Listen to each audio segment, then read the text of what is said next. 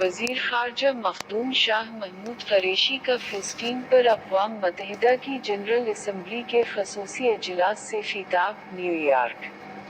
جناب صدر، عزت مآب حاضرین، خواتین و حضرات، قوموں کی زندگی میں ایسے مرحلے آتے ہیں جب ان کے فیصلے آنے والی نسلیں یاد رکھتی ہیں۔ آج ایک ایسا ہی موقع اور مرحلہ ہمیں درپیش ہے۔ آج ہم جو کرتے ہیں یا نہیں کرتے، سب تاریخ میں لکھا جائے گا۔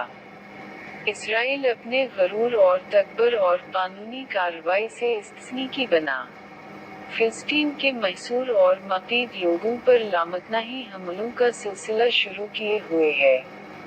آج اس وقت جب ہم یہاں اظہار خیال کر رہے ہیں، فلسطین میں بچوں اور خواتین کو شہید کیا جا رہا ہے اور اس کی وجہ بننے والوں کو کوئی پوچھنے والا نہیں۔ اسرائیلی حملوں میں ایک ہفتے کے دوران 250 سے زائد فلسطینی شہید جبکہ ہزاروں زخمی ہو چکے ہیں۔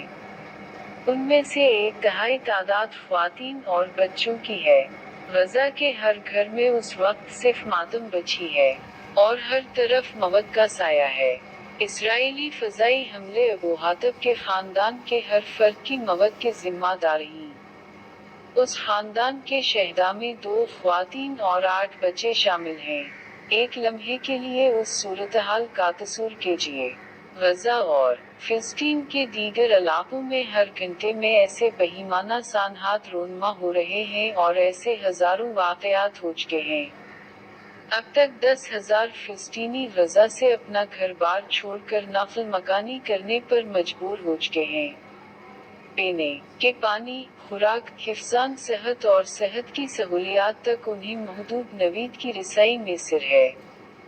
ہسپتال اور فراہمی آب کے علاوہ نکاسی کی خدمات کا تمام تر انحصار بجلی کی فراہمی پر ہے اور اس ضمن میں ایندھن تقریباً ختم ہو چکا ہے۔ غزہ ہر لحاظ سے اس وقت اندھیرے میں ڈوبا ہوا ہے۔ واحد روشنی ان دھماکوں سے ہو رہی ہے جو اسرائیل ان پر بموں کی صورت برسا رہا ہے۔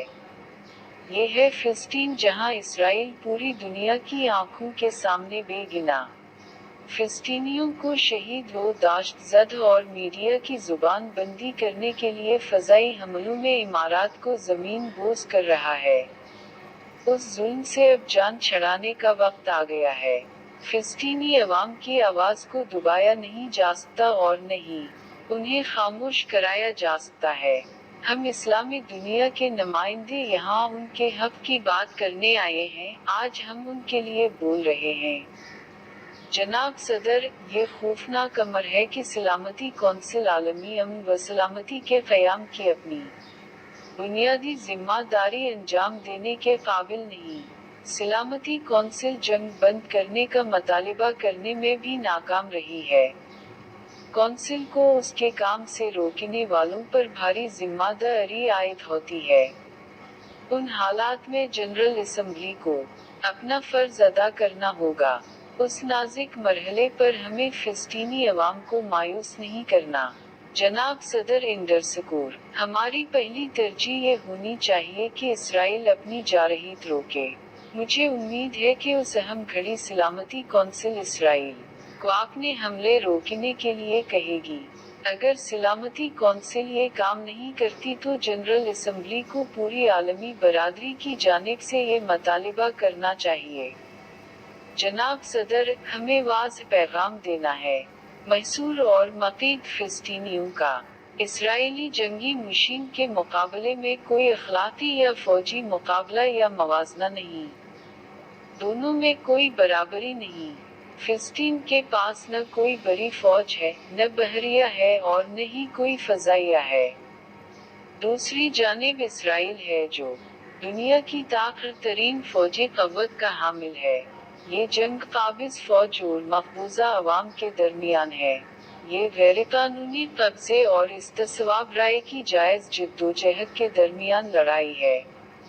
اس تناظر میں یہ امر قابل ذکر ہے کہ نومبر 1970 में जनरल असम्बली की करारदाद 2649 में इसी ऐवान ने नौआबादियाती और गैरमुल्की जबरदस्ती में रहने वाले अवाम के इस्तेसवाब राय के हक और उसकी बहाली की जिद्दोजहद में हर दस्तयाब जरिया बरूए कार लाने के जायज़ाने को तस्लीम किया और उसकी तायीद की है।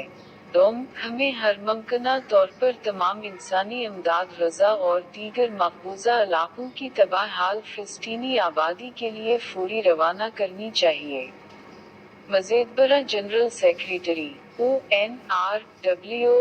UNRWA हिंगामे इमदाद की अपील करे ताकि फिलिस्तीनियों के लिए खुराक और दीगर अशियाए ज़रूरिया की फ्राहमी मुमकिन हो सके। गजा और दीगर मकबूजा फिलिस्तीनी इलाकों में तबी टीमों, अद्वियात और दीगर सामान भिजवाने की ज़रूरत है। हम गजा तक रस्ते की फ्राहमी के मिस्र के इक़दाम का खैरमक़दम करते हैं।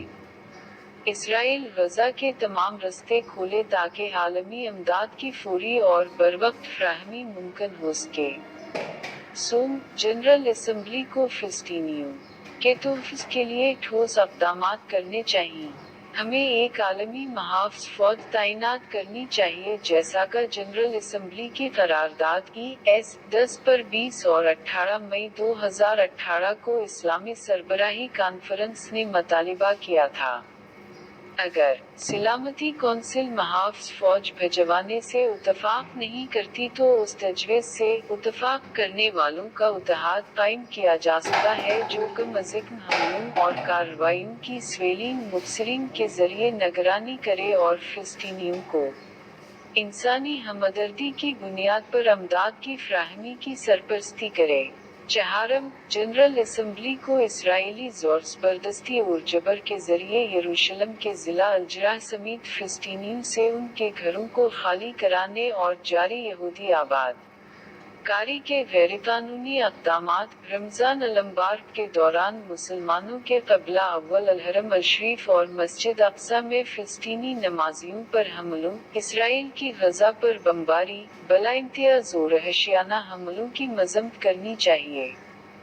हमें फिलिस्तीनी इलाकों पर इसराइली कब्जा से वागज़ार करवाने, गैरकानूनी आबादकारी को मुसम्मार करने और मकबूजा इलाकों में इसराइली हुकूमत की नाफ़िज़ करदा नस्ली इम्तियाज़ व तासब को ख़त्म करने के लिए ठोस इक़दामात की बहाली करना होगी। जनरल असम्बली नवंबर 1967 के करारदाद 242 पर गैरमशरूत अमल दरामद यकीनी बनाया जाए जिसमें जंग के जरिए इलाके को अपने कब्जे में लेना नाकाबिल कबूल करार देते हुए इसराइल से मुतालिबा किया गया का 1967 की जंग में कब्जा करदा इलाकों से अपनी मुसल्ह अफ़वाज का इन्खला करे।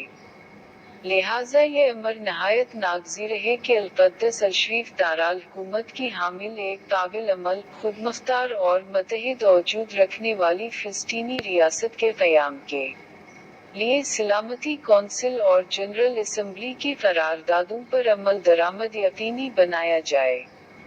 पाकिस्तान फिलिस्तीनी सदर महमूद अब्बास के उस मुतालिबे की हमायत करता है कि मसला के परामन हल के लिए आलमी कॉन्फ्रेंस बुलाई जाए।